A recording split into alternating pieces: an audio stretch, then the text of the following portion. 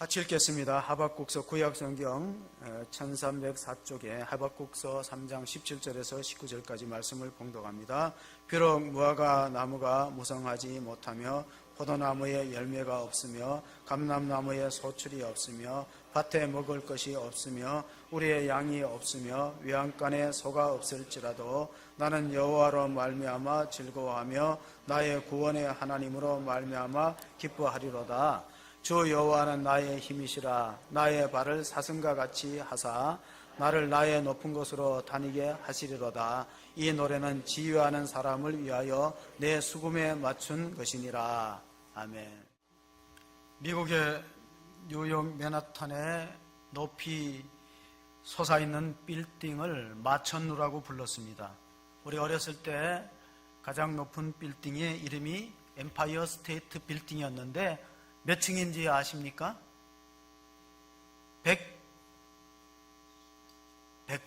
100까지는 아시네. 102층. 예, 어르신들 알았어요. 왜 102층으로 지었는지 아십니까? 우리나라에는 가장 고층 건물이 얼마 전에 63빌딩. 지금도 63빌딩인가요? 아닙니까? 예, 밀렸죠. 63빌딩은 원래는 66층입니다. 왜? 지하가 3층이 있으니까 합쳐서 66층. 최장로님이 지을 때 성경 숫자를 따라서 지었어요. 성경이 모두 몇 권이죠? 66권. 그래서 여의도 빌딩이 66층이고 엠파이어 스테이트 빌딩이 102층으로 지은 이유가 있습니다. 1620년도에 영국의 청교도들이 신앙의 자유를 찾아서 메이플라워라는 배를 타고 아메리카 신대륙으로 떠났던 숫자가 102명이었습니다. 그 선조의 숫자를 맞춰서 빌딩의 층수가 결정된 것입니다. 그 속에는 국회의원, 또 의사, 교수, 육군 장성, 사업가, 목사까지 많은 사람들이 타고 신앙의 자유를 향해서 풍랑을 헤치고 갔지만 그 해가 너무 춥고 굶주리고 풍토병 때문에 44명 죽었습니다. 목사님이 이듬해에 빈약한 추수의 열매를 거두면서 하나님께 예배를 드리며 시편 126편을 읽었습니다. 그 5절 6절을 보시면은 시편 126편 5절 6절 눈물을 흘리며 씨를 뿌리는 자는 기쁨으로 거두리로다. 울며 씨를 뿌리러 나가는 자는 반드시 기쁨으로 그 곡식단을 가지고 돌아오리로다. 읽으시고 짧게 설교하시고 두 가지 기도를 드렸습니다. 하나님, 우리보다 먼저 세상을 떠난 죽은 자들이 위대한 씨앗이 되게 하여 주시옵소서. 두 번째 기도, 우리가 죽더라도 하나님께 감사하는 은혜를 받게 하여 주시옵소서. 힘들었습니다. 어렵습니다. 2018년도가 아마 우리 모두에게 그런 한 해였지만 그래도 우리가 추수감사 예배를 드리러 나오신 성도 여러분은 주님의 이름으로 위로하고 축복합니다. 하나님의 평강이 여러분과 함께 하시기를 축원드립니다. 그렇습니다. 우리가 똑같은 물을 마셔도 누가 먹느냐에 따라서 결과가 달라지든 같은 물을 같은 장소에서 소가 먹으면 젖이 나오고 뱀이 먹으면 독이 나옵니다. 비슷한 처지에서 어떤 사람은 감사하고 어떤 사람은 불평합니다. 윌리엄 로우라는 영국의 작가는 참으로 위대한 성자는 어떤 사람인가? 기도를 많이 한 사람인가? 금식을 많이 한 사람인가? 아니면 구제를 많이 한 사람인가? 자기가 볼 때는 정말로 성자는 어떤 사람이냐면은 모든 일에 감사할 수 있는 사람이다. 그가 썼던 위대한 부르심이라는 책에서 진정한 의미에서 성인이라는 것은 범사에 감사할 줄 아는 사람이다. 그렇습니다. 저도 돌아볼 때 기도를 많이 한 목사가 아니에요. 금식을 한 것도 작고 구제를 많이 한 것도 더더구나 아니에요. 그래도 하나님께 늘 감사하는 마음을 잃지 않았던 세 가지 이유가 있습니다. 첫째는 나 같은 죄인이 구원받아서 하나님의 자녀가 되고 영생을 얻었다. 얼마나 큰 축복입니까? 첫 번째 기도 감사의 조건이고 두 번째는 제가 하나님의 일꾼 주의 종이 된 것에 대한 감사가 있어요. 나보다가 훨씬 훌륭하고 똑똑한 사람도 목회가 쉽지 않다고 이야기합니다. 얼마나 감사해요. 마태복음 20장을 읽어보면요, 포도원 품꾼의 비유가 나옵니다. 가을철이 되어서 수확할 때가 있어. 일꾼은 부족하고 포도는 빨리 수확하지 않으면 우기를 맞으면 당도가 떨어집니다. 그래서 일꾼을 뽑아야 되는데 마태복음 20장에 1절부터 나오는 포도원 품꾼의 비유를 보면 이른 아침에 포도원 농장에 일을 시키러 사람을 보냈어요. 그 다음에는 이제 9시, 우리로 말하면 9시죠. 그리고 뭐 12시 쭉 하다가 이제 성경을 보면은 마태복음 20장 9절을 보면은 5시, 오후 5시, 그러니까 11시요. 성경에는 11시가 우리나라 시간으로 오후 5시야. 11시에 온 자들이 와서 품삯을 받는데 한 데나리온을 받거든. 10절 보시면 먼저 온 자들이 와서 더 받을 줄 알았더니 그들도 한 데나리온씩을 받은지라. 받은 후에 집주인을 원망하여 이르되. 그래서 원망하는 사람은 비교해서 원망하는 거예요. 비교 의식이 참 무섭습니다. 비교하다 보면 감사를 잃어버리고 원망하게 됩니다. 맨 늦게 나와서 한 데나리온의 품삯을 받은 사람은 감사와 감격이 있어요. 저는 늦은 나이에 신학을 하고 주의 종이 됐으니까 그런 감격과 감수가 있기 때문에 세 번째 감사는 좋은 성도를 만나서 목회하는 것이 감사예요. 왜냐하면 아무리 훌륭한 사람도 탁월한 그런 목회자도 성도를 잘못 만나면 목회가 성공하고 특별히 개척이 성공하기 어렵습니다. 사도행전 16장 14절을 보시면은 사도 바울이 마게도니아 첫 성에 들어가서 루디아를 만나서 빌립보 교회가 세워집니다. 같이 보십니다. 두아디아라시에 있는 자색 옷감 장사로서 하나님을 섬기는 두아디아라 하는 한 여자가 말을 듣고 있을 때 주께서 그 마음을 열어 바울의 말을 따르게 하신지라 그랬습니다. 첫 번째 바울의 선교에 있어서 이 루디아는 중요한 역할을 했어요. 그로 말미암아 빌립보 교회가 세워졌습니다. 첫 단추를 잘못 깨면 나머지 단추를 깰 자리가 없어요. 여러분의 인생의 첫 단추가 감사일기를 바랍니다. 감사하는 사람은 일이 잘 풀려요. 그러나 불평하고 원망하면 일이 꼬이게 됩니다. 사도행전 17장 22절을 보면은 바울이 그 다음에 이제 개척했던 장소가 바울이 아레오바고 가운데 서서 말하되 아덴 사람들아 너희를 보니 범사에 종교심이 많도다. 아덴은 지금의 어디일까요? 아데니, 성경의 아데니, 아테네가 아덴입니다. 아테네 사람은 범사에 종교성이 많아서 철학이 발달한 도시였어요.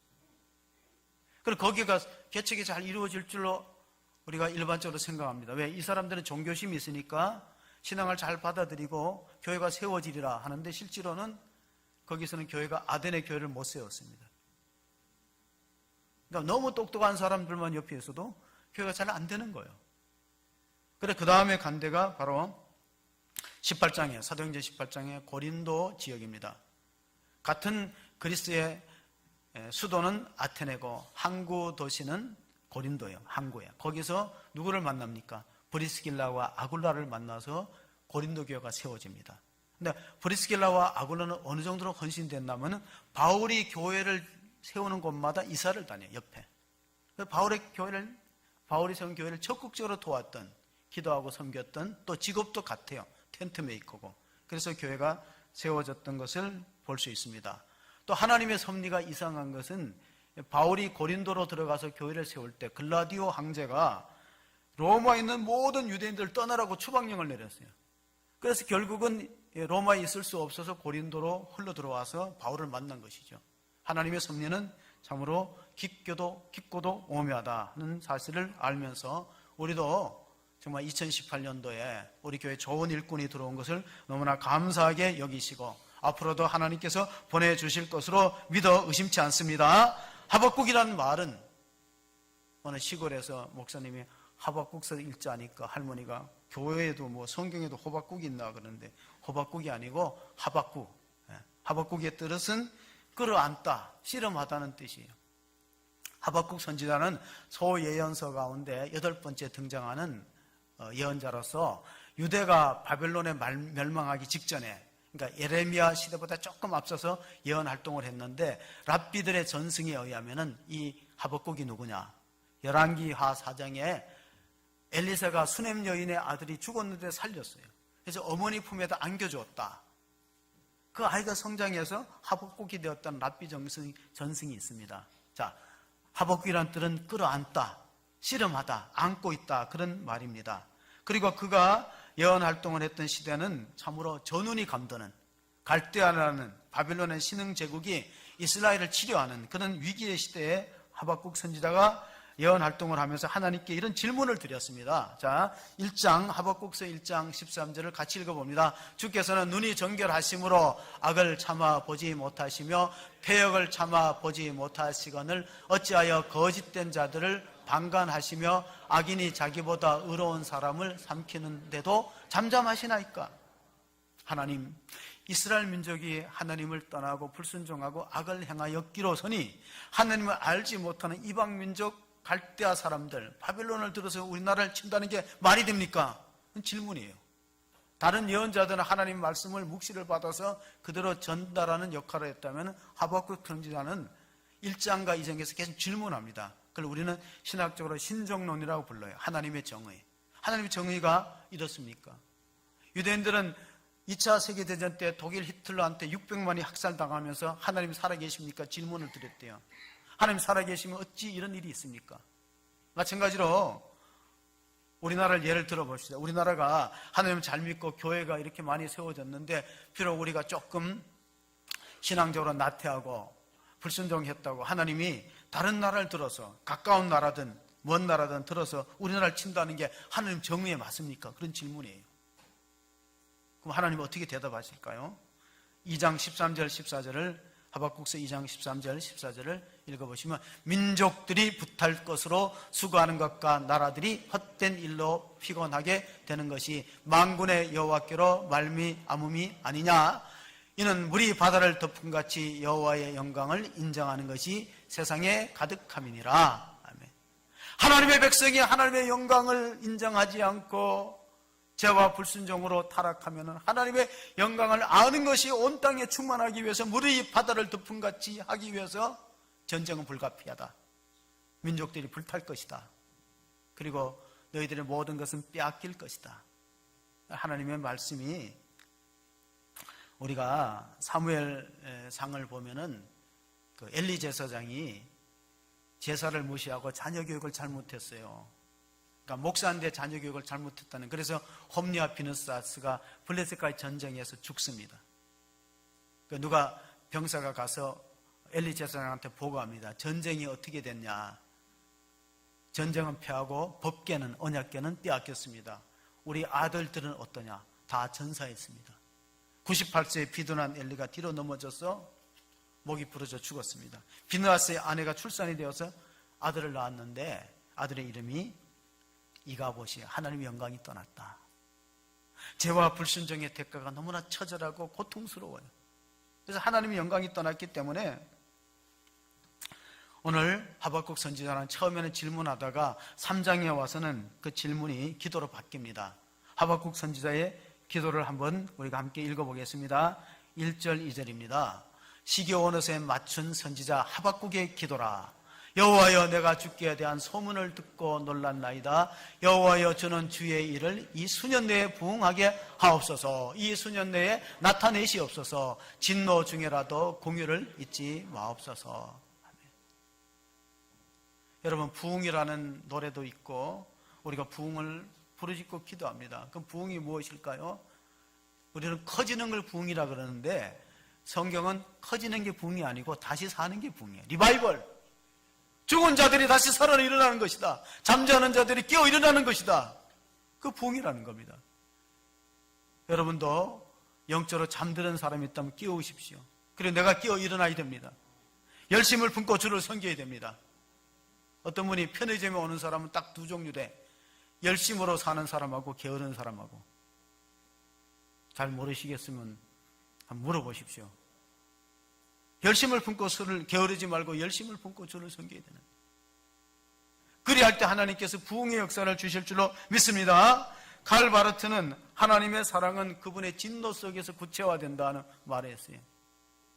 진노 중이라도 공의를 베풀어서 우리 민족을 다시 일으켜 주시옵소서. 이 부흥이라는 것은 출애굽의 사건을 회상하게 만듭니다. 이스라엘 민족이 이집트의 애굽에 종살이할 때 400년이 넘고 고통 중에 부르짖었습니다. 하나님께서 그들을 바로의 수중에서 이끌어내서 가나안 땅으로 인도해 주었습니다. 그걸 우리는 되살아난다, 리바이벌, 부흥이라고 볼 수 있습니다. 물론 숫자가 늘어나는 것도 중요하죠. 그러나 중요한 것은 먼저 살아나는 거예요. 죽어있던 심령들이. 교회 안에 있는 모든 성도가 영적으로 살아있다고 볼 수 있습니까? 죽은 사람들이 일어나야죠. 깨어 일어나야죠. 에스골의 마른 뼈처럼 골짜기에 가득한 뼈들이 살아날 때 뼈와 뼈가 맞붙고 힘줄이 붙어서 큰 군대를 이루는 것을 우리는 부흥이라고 볼 수 있습니다. 그런 은혜와 축복이 있기를 바랍니다. 하박국서 읽었던 본문은 우리가 17절, 18절은 이제 기도가 찬양으로 바뀌는 장면을 볼 수 있습니다. 비록 무화과 나무가 무성하지 못하며 포도나무에 열매가 없으며 감람나무에 소출이 없으며 밭에 먹을 것이 없으며 우리의 양이 없으며 외양간에 소가 없을지라도 나는 여호와로 말미암아 즐거워하며 나의 구원의 하나님으로 말미암아 기뻐하리로다. 아멘. 앞절의 16절을 보면요, 이런 말이 있어요. 우리를 침략하는 나라는 포범처럼 빠르고 이리처럼 사납고 독수리처럼 우리를 낚아채 간다. 그 말이 있어요. 전쟁의 참상을 얘기합니다. 그래 해서 농사 지은 거 거둘 게 없고 우리의 소가 없는 그런 비참한 상황이 올지라도 찬양하겠다는 거예요. 우리가 이 하박국 선지자의 이 찬양, 비록 무화과나무가 무성치 못하고 포도나무가 열매가 없다, 이 상황을 우리는 농사가 안 된 걸로 생각하는 거예요. 아니에요. 전쟁 후의 사건을 말하는 거예요. 전쟁이 일어나면 이렇게 된다. 다 폐허가 된다. 전쟁이 일어나면 살아남은 것들이 없고 먹을 것도 없고 양식도 없고 폐허가 된다는 거예요. 그럴지라도 하박국 선지자는 하나님께 감사하기로 결단했어요. 그래서 감사는 믿음의 수준을 결정짓습니다. 세 가지 감사의 차원이 있어요. 첫째는 1차원적인 감사, if의 감사. 만약의 감사는 미래의 조건을 다는 거예요. 만약에 병이 나으면, 만약에 부자가 되면, 만약에 내가 복권에 당첨되면 그때 감사하겠다는 거예요. 1차원적인 감사지요. 만약에 뭐하면 조건을 달죠. 만약에 이번에 계획한 사업이 잘 되면 감사하겠다. 안 되면 감사가 없는 거죠. 2차원적인 감사는 because of의 감사예요. 뭐뭐 때문에 감사. because 때문에. 합격했기 때문에. 내 일이 잘 이루어지고 소원대로 하나님이 형통의 복을 줬기 때문에 그 다음에 감사하겠다. 그런 것은 because of 때문에 감사해요. 그러나 하박국이 고백했던 감사는 차원이 달라요. 비록 그건 in spite of, 그럼에도 불구하고의 감사라고 볼 수 있어요. 그럼에도 불구하고. 여러분, 우리가 다 원하는 대로 이루어지지 않을 수도 있어요. 내가 기도하는 대로 응답이 안 이루어질 수 있을지라도 그래도 내가 감사를 빼앗기지 않겠다는 하박국의 기도입니다. 로마서 8장 32절을 보시면은 사도 바울은 이런 말씀을 했습니다. 자기 아들을 아끼지 아니하시고 우리 모든 사람을 위하여 내어주시니가 어찌 그 아들과 함께 모든 것을 우리에게 주시지 아니하겠느냐. 하나님이 우리에게 모든 필요한 것을 공급해 주시는 원천이 되신다는 걸 믿고 범사에 감사할 수 있는 믿음을 갖기를 바랍니다. 하나님, 우리 모든 필요를 때를 따라 공급해 주시는데 가장 큰 것을 주신 것, 하나님이 우리에게 주신 가장 위대한 선물은 독생자를 주셨다는 사실입니다. 독생자를 우리에게 내어주신 분이 왜 다른 걸 아끼겠느냐. 하나님의 가장 귀한 것은 이 세상 만물이 아니에요. 하나밖에 없는 독생자, 유일하신 예수 그리스도, 그분을 우리의 죄를 위해서, 우리를 영원히 살리기 위해서 내어주셨다면 다른 거 뭐 아끼겠느냐. 그런데도 우리는 가장 큰 것을 받고도 작은 것이 없다고 불평하고 원망에 빠질 때가 너무나 많이 있습니다. 아름답게 나이를 들어가는 방법, 곱게 늙어가는 방법은 어떤 것일까? 그것은 마치 가을이 되면은 나무 잎새들이 단풍으로 물들듯이 감사로 물들고 노년을 맞이하는 사람은 잘 늙어가는 거예요. 이런 노래가 있어요. 바람이라는 노래. 우리는 늙어가는 것이 아니라 조금씩 익어가는 것입니다. 저 높은 곳을 향하여 함께 가야 될 사람 그대뿐입니다. 어떤 분이 옆 사람하고 비교해서 자기 생일 선물이 약하다고 남편한테 불평을 했어요. 여보, 저 옆집에 아줌마는 나한테 자랑하기를 생일에 외제 화장품을 받았대. 당신은 나한테 뭐 했어? 아니, 나는 당신한테 통닭을 사줬잖아. 그 통닭 하나로 퉁칠라 그래. 그 아내가 이렇게 말했어요. 그래도 나는 그 옆집의 아줌마가 그 여자가 더 불쌍하다 생각해. 왜 그러냐? 내가 불쌍하지. 생일에 통닭 한 마리밖에 못 얻어먹었는데 내가 불쌍하지. 왜 그 여자가 불쌍해? 그러니까 그 여자가 당신처럼 이뻤더라면 화장품이 왜 필요하겠어? 어? 말을 잘하면은 살아남을 수 있어요. 예. 좀 선물을 좀 빈약하더라도. 저는 우리 와이프하고 가끔 가다가 이제 말다툼하는 게, 나는 기름을 아슬아슬할 때 주유소에 가거든. 그럼 나는 옆에서 좀 기름을 넉넉하게 미리 넣어놔야 마음 편하게 운전하는데, 그런 얘기를 해요. 그래서 아니라고. 나는 조금이라도 싼 데를 찾다 보면은 이게 자동차가 바닥이 날 때 그때 가요. 어떤 할머니 할아버지가 외출했다가 돌아와 보니까 자동차 기름이 거의 떨어졌어. 그래서 할머니가 불평하죠. 아이고, 좀 진작에 기름을 채워야지. 이래갖고 나중에 어떻게 외출하려 그러니까, 야, 우리가 범사에 감사라고 교회에서 배우지 않았느냐. 그냥 감사하자. 그래 잠들었더니 아침에 보니까 자동차가 도난 만났다고 신고가 나왔어요. 자동차가 도난 만났는데 멀리 못 가서, 왜 100m 조금 늦게 가다 섰어. 얼마나 감사한 일이야. 자동차에 가득 기름 넣었으면 자동차 잃어버렸지. 누가 훔쳐가다가 가서 서버리니까 막 집으로 신고가 들어왔어요. 차가 서 있다고. 그렇습니다. 우리가 어떻게 생각하느냐에 따라서 차이가 있습니다. MD 앤더슨 암센터에 우리나라의 유명한 교수가 있어요. 김의신 박사라고. 아마 이제 인터넷에 쳐보면 나오는데, 김의신 박사가 세계에서 가장 암을 잘 고치는 그 암센터에 30년 있었어요. 근데 그분이 연구한 기록이 있는데, 그 가운데 이게 뭐냐면은, 감사하는 마음이 치료에 탁월한 효과가 있다는 거예요. 특별히 지금 미국의 병원 같은 데서는 땡큐 테라피라는 새로운 치유법이 있어요. 땡큐 테라피는 감사요법이에요. 환자들을 불러갖고 자기들이 이제 감사한 거를, 살아오면서 감사한 걸 적게 만들어요. 그걸 이제 땡큐 테라피라고 부르는데, 이 암 전문 암센터에서 연구한 조사에 의하면요, 그 NK세포, 내추럴 킬러 세포가 가장 많이 나오는 사람들 중에 성가대를 꼽았어요. 성가대가 보통 일반인보다가 NK세포가 10배, 100배가 아니고 1000배 많이 나온대. 1000배. 아멘 안 하시네. 예. 아니, 찾아보세요. 1000배 많이 나오는데, NK세포가.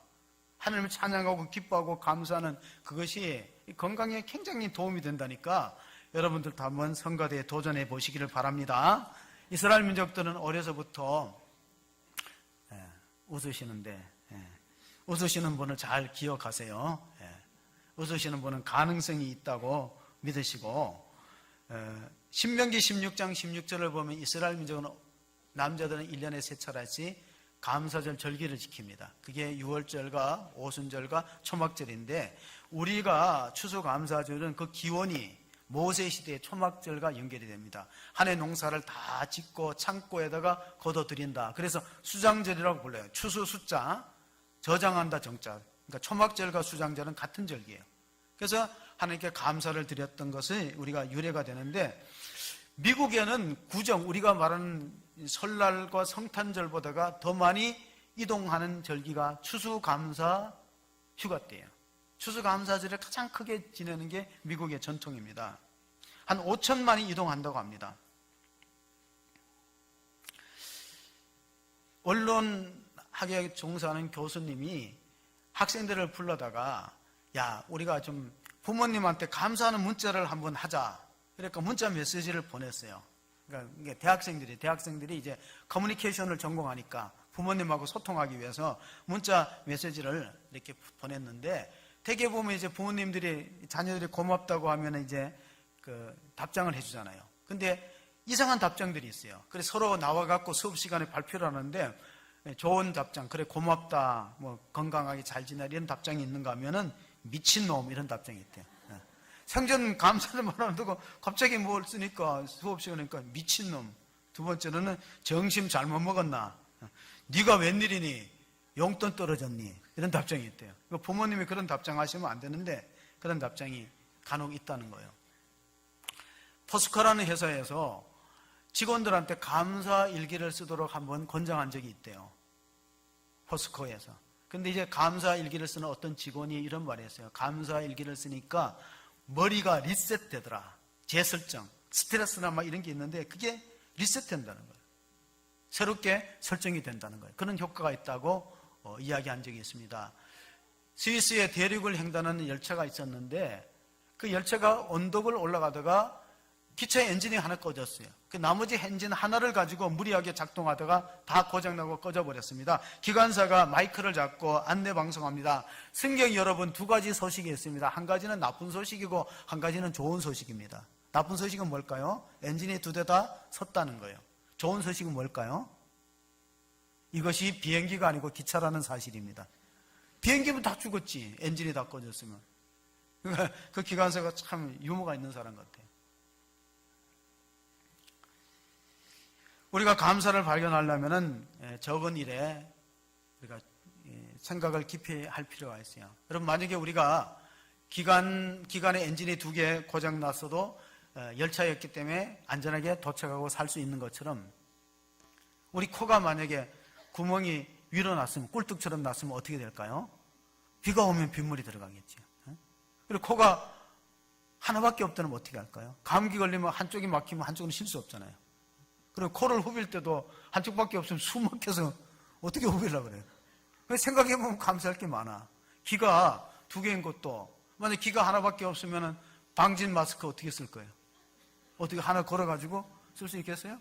저는 이게 귀가 두 개인 게 너무 감사한 게, 나같이 시력이 나쁜 사람이 안경을 쓰는데 귀가 하나밖에 없으면 아마 고무밴드를 해갖고 이렇게 돌려갖고 귀가 얼마나 불편할 것 같아요. 하나님이 적당하게 눈 위치에서 길을 만들어주실 때 얼마나 감사합니까? 찾아보면은, 그러니까 감사는 발견하는 거예요. 불평도 발견하는 거고 감사도 발견하는 겁니다. 어느 시골에 살다가 할머니가 이제 도해지로 자식들이 있는데 올라와 사는데 도해지가 너무 좋다는 것을 이야기하면서 한 번은 자기가 이런 경험을 얘기했어요. 자기가 저녁 늦게 밖에 나갔다 들어오는데 갑자기 막 배가 아픈 게 화장실을 가야 되는데 상가에 가니까 1층을 다 잠가놨어요. 들어가지 못하는데 건너편에, 횡단보도 건너편에 24시간 그 현금 일찍이 있잖아요. 불 켜졌는데 거기가 딱 보이는 거예요. 사람이 안 보여. 그게 어떻게 하겠어요? 가서 신문지를 깔고 볼일을 봤대요. 그래갖고 너무 죄송스럽고 미안하니까 문을 열어놓고 그걸 잘 싸갖고 떨어뜨리면 안 되니까 딱 가슴에 안고 오는데 갑자기 뭔가 붕붕붕 소리 나더니 시커먼 오토바이 와서 딱 낚아채가더래요. 그래가지고 할머니가 이렇게 말했대. 뭘 이런 걸까지 다 수고해 주시냐고. 이거 내가 갖다 버려야지. 도시가 너무 좋다는 거. 도시에 살으니까 시골 살면은 그 자기가 처리해야 되는데. 뭐 이런 것까지 다 배달해갖고 택배들이 와갖고 배달해주는 얼마나 감사합니까? 그러니까 생각을 해보면은 감사할 게 참 많아요. 우리나라가 인구가 5천만입니다. 해외 동표가 800만이에요. 합치면 5,800만이에요. 근데 우리나라가 어떤 나라인가? 젊은이들이 우리나라가 뭐 헬조선 이러는데 우리나라를 세계 인구가 100명으로 축소해서 어떤 분이 그런 글을 썼어요. 세계가 만일 100명이 사는 마을이라면은 그러면 남자가 48명이고 여자가 52명이에요. 여자가 조금 더 많습니다. 그리고 자가용을 타는 사람은 100명 중에 7명, 컴퓨터를 소유한 사람은 100명 중에 2명, 80명은 의식주가 제대로 없는 환경에서 70명은, 그러니까 전 세계 인구 가운데 70%가 문맹자래요. 30%만 글을 읽고 교육을 받은 사람이고 하루 한 끼만 먹고 살아가는 사람이 20%입니다. 세 끼 다 먹는 것도 대단한 거죠. 그리고 전기와 수도 시설이 없는 데 사는 사람이 30%예요. 그러니까 세계를 100명의 마을로 축소해 보면은 30명은 전기와 수도 시설 없어요. 그냥 냇가에 물 떠먹어야 되고 그런 거예요. 그러니까 우리가 가만히 보면은 여러분이 대학 교육 나오고 컴퓨터가 있고 자동차를 타고 다니고 집이 있고 의식주가 해결되고 더군다나 신앙을 가진 사람, 예수 믿는 사람은 100명 중에 30명. 그럼 우리는 적어도 상위 1%에 속하는 선택받은 사람인데 그걸 전혀 몰라요. 모르고 살아요. 옆에 분한테 상위 1%의 축복을 받았습니다. 한번 얘기해 주세요. 상위 1%의 축복을 받았어요. 우리가 불평하면 하나님은 세계 70억이 넘는 인구를 보시면서 이렇게 말할 거예요. 그렇게 하면 안 된다고. 세계 70억이 없는 인구를 하나님 다 보고 계시잖아요. 우리 그 상위 1%에 들어간다니까요. 아멘? 네, 아멘. 시편 1편에 보면은 복 있는 사람은 악인의 길을 쫓지 않고 죄인의 길에 서지 않고 오만한 자리에 앉지 않고 여호와의 율법을 주야로 묵상하는 사람이야. 우울증에 걸리거나 불행한 사람은요, 자기 묵상이 많아. 남을 생각하지 않아요. 남의 고통과 아픔을 생각하지 않고 자기 일만 자꾸 묵상하다 보니까 우울증이 찾아오는 거예요. 옛날에 어머니들은 자식을 5 이상 낳았어. 그래서 우울증이 없어. 자기를 묵상할 시간이 없어. 다 남을 위해서, 자식을 위해서 살고 자식을 위해서 수고하고 이러니까 자기 생각할 시간 없으니까 우울증 안 걸리고, 앉아갖고 자꾸 자기를 묵상하면 우울증이 찾아오는 거예요. 알아서 하세요.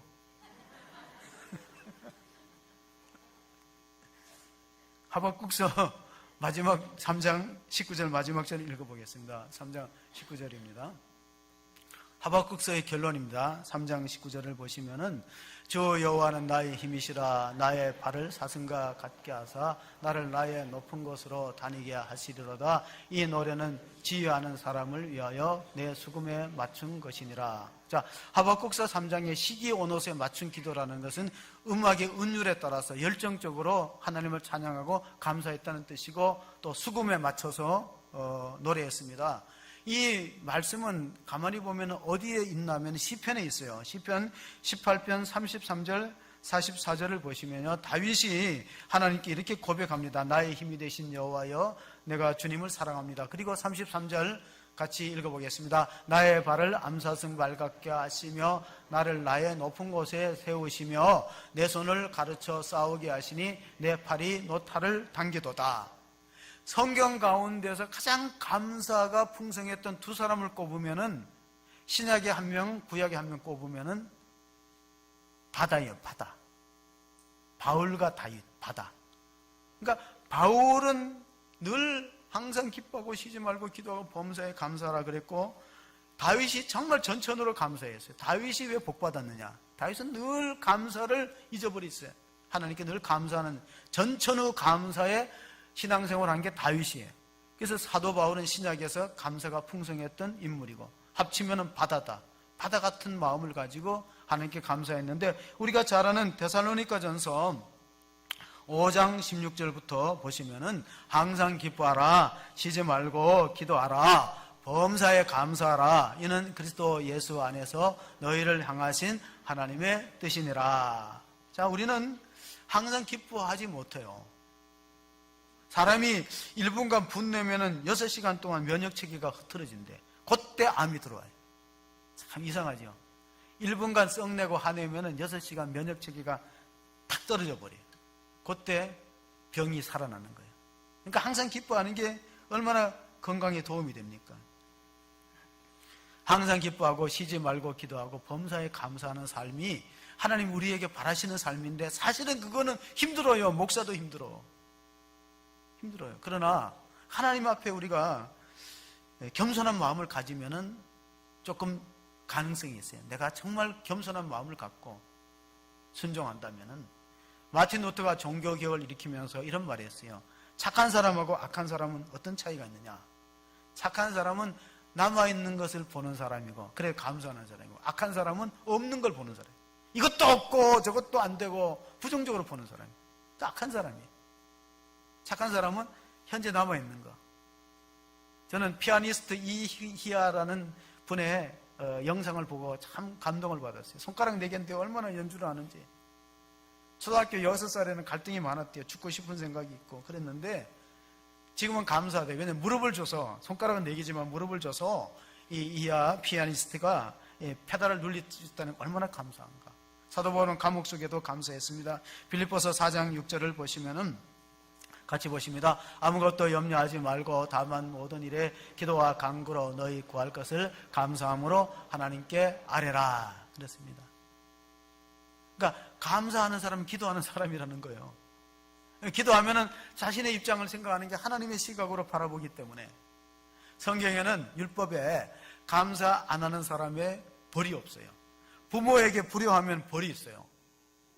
구약시대는 부모에게 불효하는 사람은 마을에서 징계하라 그랬어요, 어른들이. 그런데 감사 안 하는 사람은 율법에 벌하는 조항이 없어요. 왜냐하면 감사 안 하는 사람은 이미 벌 받은 거예요. 이미 그 마음이 하나님의 저주가 임한 거예요. 그러니까 감사가 없지. 불평과 원망이 있죠. 디모데후서 3장 2절을 보시겠습니다. 디모데후서 사람들이 자기를 사랑하며 돈을 사랑하며 자랑하며 교만하며 비방하며 부모를 거역하며 감사하지 아니하며 거룩하지 아니하며. 감사가 없는 사람의 특징 이기주의.